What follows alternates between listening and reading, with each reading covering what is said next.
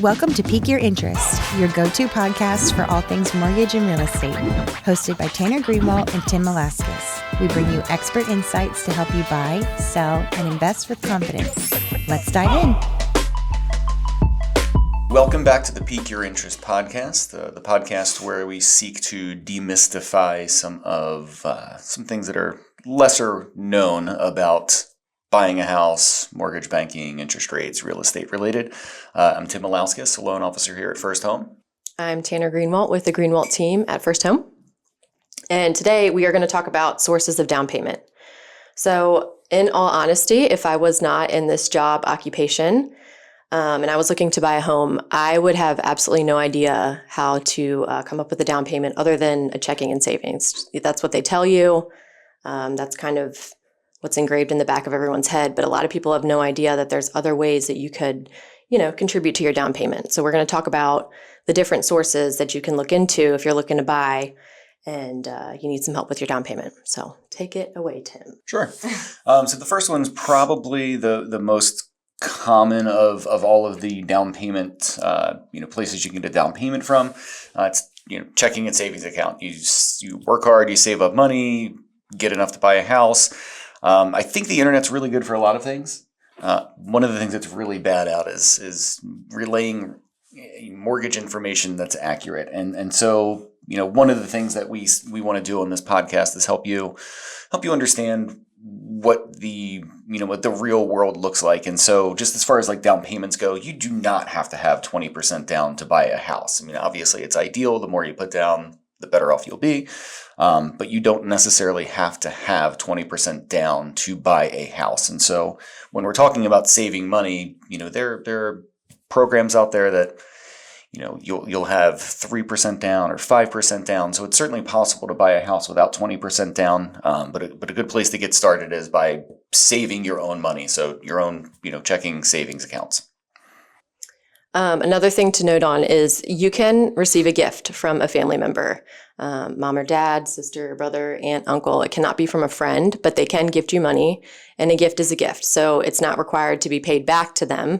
That's a conversation you're going to want to have with whoever's, the gift donor or whatnot. But that's another form of a source of your down payment. You can absolutely get a gift if you'd like to. Yeah, absolutely.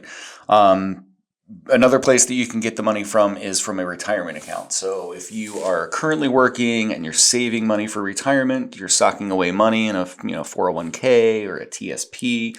A lot of plans allow you to, if you're going to buying a home, they'll let you withdraw a portion of the funds that you have in that retirement account. I've also worked with clients that have recently left one job to move to another. And they've left a 401k or a TSP or some kind of retirement vehicle at the old company. You can use that money to use that money for the down payment and closing costs when you buy a house. So retirement funds from a job that you have now, retirement funds from a job that you had before, or just, in general, funds that you have saved for retirement, you are allowed to use for down payment and closing costs. Yeah, I would just mention that just make sure that there's no withdrawal penalty. I feel like sometimes, if you're a first-time home buyer and you're looking to withdraw from your 401k or your IRA, whatever it is, they might, not have that, but they might. So just check on that.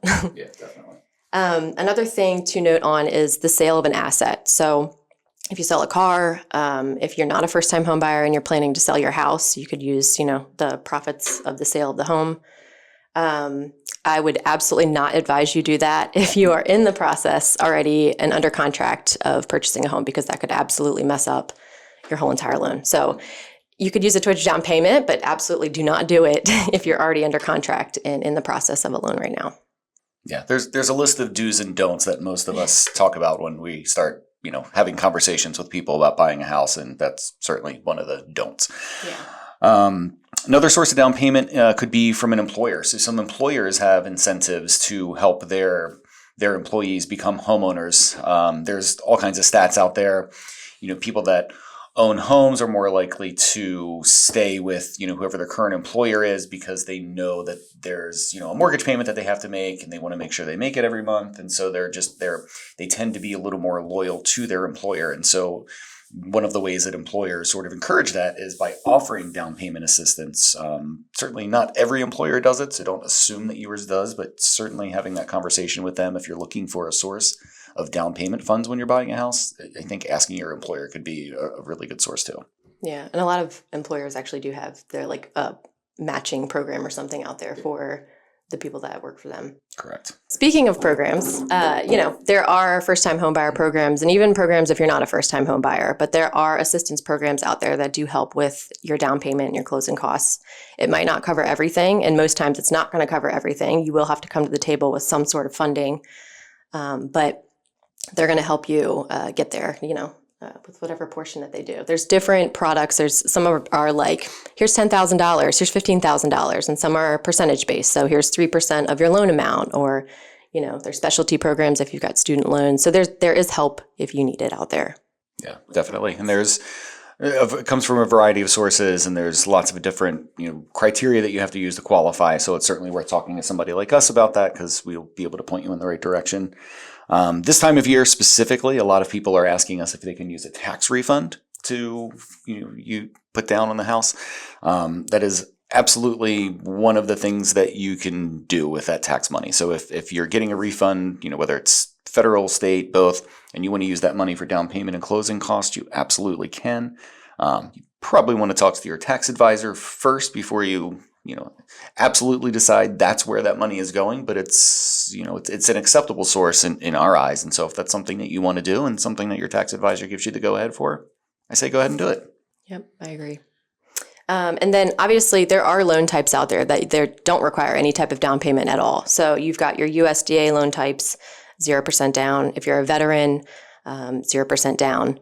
You just have to make sure that you would qualify, obviously, to go through those loan types. There's income limits, there's geographical limits, especially for USDA, you have to be purchasing in a rural area. If you're going VA, you have to be a veteran. There's rules associated with it, but there are programs out there where there are no down payment. So definitely ask us about those if you got questions. Yeah, for sure.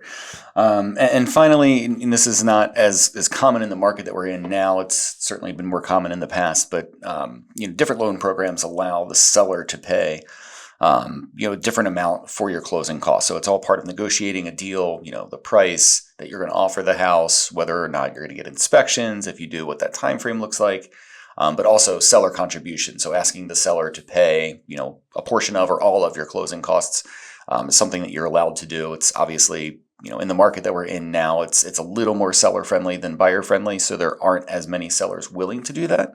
But in different markets that we're in, and certainly in certain pockets, it's a little bit of a more common thing for buyers to be doing. And it's if you can get the seller to pay some of your closing costs, then that's less money out of your pocket. That's less you have to take out of checking or savings or retirement or get a gift, and it helps you get where you want to be.